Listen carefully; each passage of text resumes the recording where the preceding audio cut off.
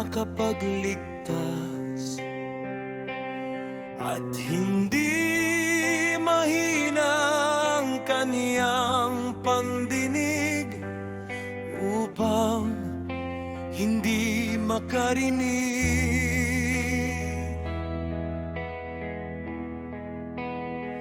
Ngunit ang inyong mga kasalanan ang nagbukod sa inyo at sa inyong alahayay. Dahil sa inyong mga kasalanan, itinago niya ang kaniyang mukha at hindi kayo dininig.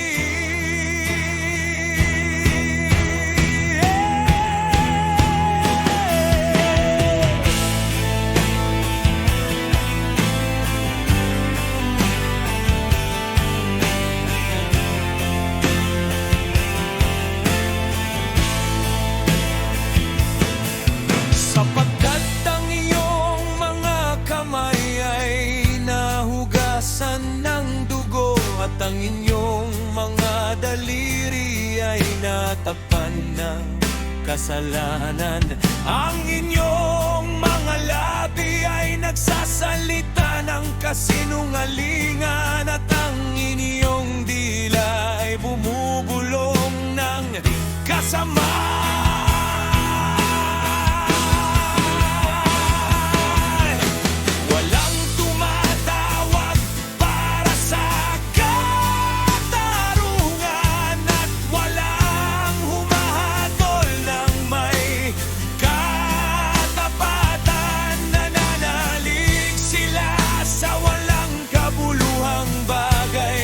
Nagsasabi ng kasinungalingan, sila'y nagdadalang tao ng kasamaan at nanganganak ng kabuktutan.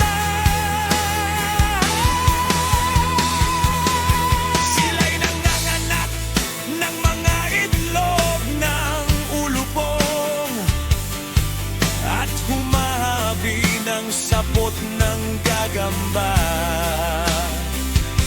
Ang sino mang kumain ng kanilang mga itlog ay mamamatay. At kapag nabasag ang itlog, isang ulupong ang lalabas.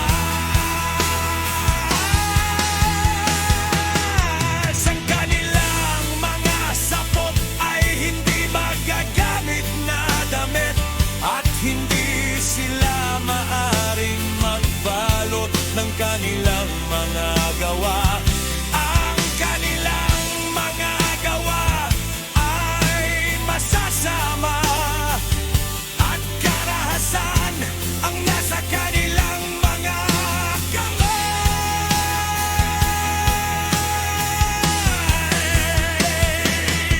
Ang kanilang mga bahay matulin sa paggawa ng masama at sila'y nagmamadaling magbuhos ng inoseng dugo. Ang kanilang mga iniisip ay masasamang balak at karahasan at kaguluhan ang nasa kanilang mga landas.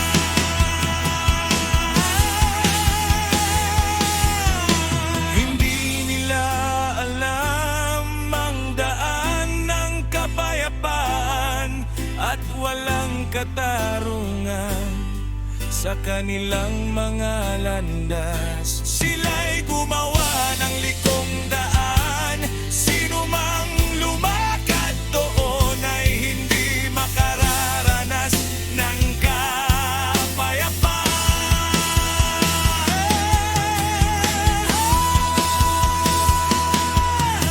Kaya't ang katarungan ay malayo sa amin at hindi namin abot ang pagiging matuwid. Naghihintay kami ng liwanag, ngunit narito ang dilim, nag-aantay ng sinag. Ngunit sa kadiliman kami lumalakad.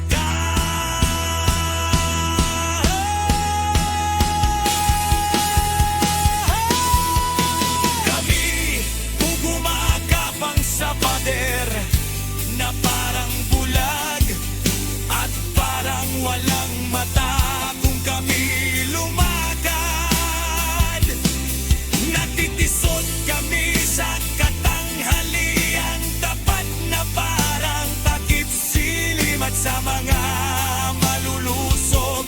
Kami